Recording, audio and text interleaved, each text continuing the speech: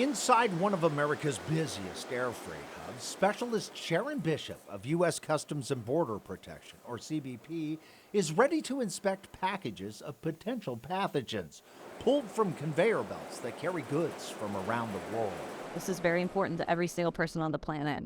This small box being sent from the UK to Chicago is labeled with a code. Warning, it contains an infectious substance.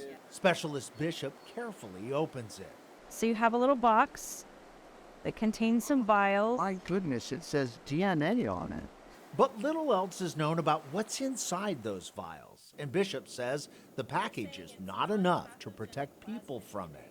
It's a clear and present threat as it is right now. Bishop is part of CBP's team of Biological Threat Operations Specialists, or BTOS, a coordinated program to counter infectious threats to America. BTOS was launched 4 years ago by CBP Director Suzette Kelly, who was stunned by the number of viruses and bacteria sent to and through the U.S. every day. I would not be in this job if I was not constantly alarmed or worried. Director Kelly's BTOS teams began operating in 2019. Then the pandemic hits. Yes.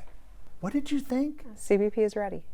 You were ahead of it. Yes. Soon, BTOS teams were in place at 25 ports across the country, pulling packages and inspecting pathogens inside, including COVID-19 itself. Samples of the viruses were definitely needed to be sent to the U.S. While most samples are sent safely to medical institutions and research labs, others are not.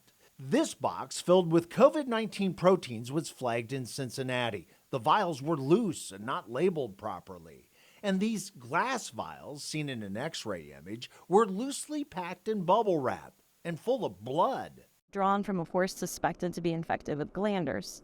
Glanders is a bacteria that's deadly to horses and people. According to the CDC, without treatment with specific antibiotics, as many as 9 of every 10 people who get it die. The vials were destroyed, but the biological threats continue.